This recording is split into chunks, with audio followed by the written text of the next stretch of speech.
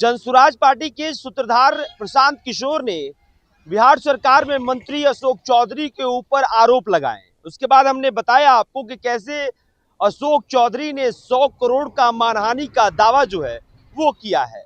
लेकिन आज एक बार फिर अशोक चौधरी ने एक नया बयान दे दिया है और बिल्कुल स्पष्ट कर दिया है कि भाई देखिए, ये बयानबाजी से काम नहीं चलेगा, ये मीडिया में बयानबाजी करने से कुछ भी नहीं होगा। कोर्ट में आके एफिडेविट आपको दाखिल करना होगा, मैं भी कोर्ट में एफिडेविट दूंगा और आपको भी कोर्ट में एफिडेविट ही दाखिल करना पड़ेगा कि आखिरकार 200 करोड़ रुपए की बेनामी संपत्तियों की जो बात कर रहे हैं वो किस आधार पे कर रहे हैं। जो आप बेनामी जमीनों की बात कर रहे हैं, आखिरकार वो जमीन कौन सी है। शांभवी चौधरी जो कि अशोक चौधरी की बेटी भी हैं, समस्तीपुर से सांसद भी हैं। शांभवी चौधरी को लेकर भी आरोप प्रशांत किशोर ने लगाया कि पहले अशोक चौधरी ने अपने पीए के नाम से जमीन लिया, उसके बाद से शांभवी चौधरी के नाम पे ट्रांसफर कर दिया।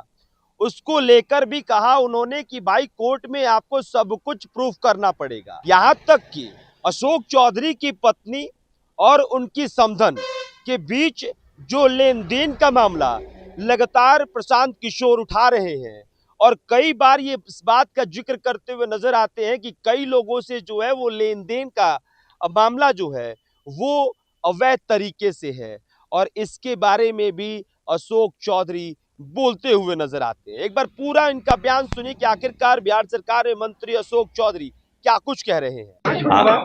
आरोप प्रत्यारोप एक अलग चीज है, लेकिन है कि जब आप कोर्ट के माध्यम से कोई बात कहते हैं तो जो बात आप आरोप लगा रहे हैं उसको आप शपथ पत्र के माध्यम से आपको कहना पड़ता है।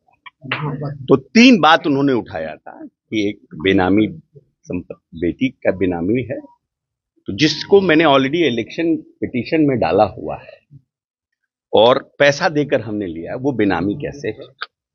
दूसरा है कि उन्होंने कहा कि करोड़ों का लेन देन अकाउंट में, अकाउंट नंबर बताएं। और तीसरा है कि हमने जमीन खरीदा है, करोड़ों का जमीन खरीदा, तो कौन सी जमीन खरीदा है वो बताएं।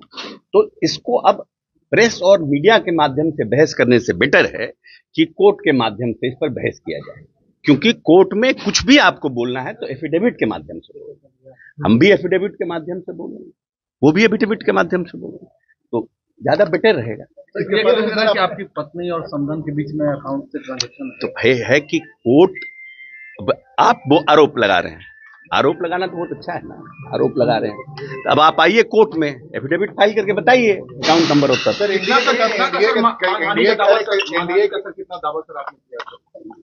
वो तो सब छप गया अखबार में, तो आज पूछ रहे हैं। सर, एनडीए के 4-5 प्रमुख नेताओं पर प्रताप किशोर ने आरोप लगाया, ये वजह क्या सकता है एनडीए के नेताओं पर लगातार? देखिए, ये हिट एंड रन है, तो जब तक कि आप आरोप को सत्यापित नहीं करिएगा, आरोप लगा दिए, आरोप सत्यापित करिए। वैसे तो हम बहुत कुछ बोल सकते हैं, उसका क्या अर्थ है जब तक उस पर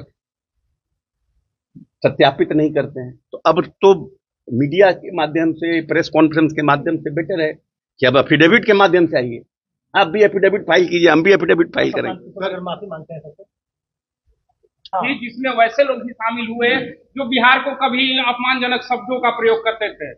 एक तो देखिए, हमें लगता है कि सीडब्ल्यूसी की बैठक आरजेडी के ऊपर दबाव बनाने के लिए किया जा रहा है पटना में, कि पटना में आज तक 84 साल में बिहार के लिए कभी शुद्ध लिया नहीं गया। 84 साल के बाद चुनाव के ठीक पहले सीडब्ल्यूसी की बैठक हो रही है। ये अच्छा है कि कांग्रेस सीरियस हो रही है बिहार में, ये तो एक अच्छी बात है कि कांग्रेस बिहार में सीरियस हो रही है, लेकिन सीरियस सिर्फ टिकट सीट लेने के लिए हो रहा है या पॉलिटिक्स के लिए सीरियस है, बिहार की जनता के लिए? इसके पहले शहर के मुद्दे पे राहुल गांधी दौरे कर चुके हैं, अब सीडब्ल्यूसी की फोकस किया बिहार, तो इसे कैसा लगता है? सीट ज्यादा मिले तेजस्वी आरजेडी की। सर, सीमांचल का दौरा कर रहे हैं, नुक्कड़ नाटक कर रहे हैं। प्रधानमंत्री की मां को फिर से गाली दिया गया तेजस्वी के कार्यक्रम में, समस्तीपुर का ये वीडियो वायरल हो रहा है। नहीं, ये गलत बात है, बहुत ही निहायत ही घटिया है, और तेजस्वी जी को भी अपने जो समर्थक हैं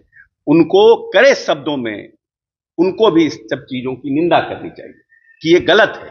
आवेश में आकर के इस तरह की घटिया राजनीति को प्रश्रय देना बंद करें लोग। मगर विपक्ष कह रही है कि बीजेपी ही अपने लोगों से गाली दिलवा के लोकप्रियता पाने की कोशिश में है। ये तो आइडेंटिफाई करिए ना, आइडेंटिफाई करिए। अगर वो बीजेपी का आदमी है तो उसको पकड़ के आप आइडेंटिफाई करिए, डिस्क्लोज कराइए। तो आपने सुन लिया कि अशोक चौधरी क्या कह रहे हैं, और अशोक चौधरी के इस बयान से इस बात का आप अंदाजा लगा चुके होंगे कि अशोक चौधरी अब इस मामले में 2 कदम आगे बढ़ चुके हैं और उनका कहना है कि भाई अब बयानबाजी नहीं, बयानबाजी से काम नहीं चलेगा, अब कोर्ट में तमाम चीज़ों को प्रूफ करना पड़ेगा, तमाम चीज़ों पे एफिडेविट देना पड़ेगा और इन सब पर अब कोर्ट में ही सुनवाई होगी। हालांकि इस पूरे खबर पे आपका क्या कहना है? प्रशांत किशोर के आरोप और अशोक चौधरी के काउंटर पे आपका क्या कहना है? जरूर कमेंट्स में लिख के बताइएगा। लेकिन आखिरी में आपको मैं बता देता हूं कि अशोक चौधरी ने यह भी कहा कि हिट एंड रन से नहीं चलेगा, बोलकर और निकल गए से नहीं चलेगा। हालांकि प्रशांत किशोर इससे पहले उन्होंने कहा है कि मैं सुप्रीम कोर्ट तक जाऊंगा। देखना दिलचस्प होगा कि ये जो कोर्ट में मामला पहुंचा है, 100 करोड़ का मानहानि का केस जो है वो अशोक चौधरी के द्वारा किया गया है और अब उनके द्वारा ये कहा जा रहा है कि भाई तमाम चीजें अब कोर्ट से ही होंगी। तो आखिरकार इसमें क्या कुछ निकल के सामने आता है, क्योंकि प्रशांत किशोर भी लगातार यही दावा करते हुए नजर आते हैं कि मेरे पास सारे आरोपों का सबूत है। बहरहाल इस खबर में इतना ही। मेरा नाम अभिषेक श्रीवास्तव, कैमरे के साहिल हैं। बहुत बहुत शुक्रिया।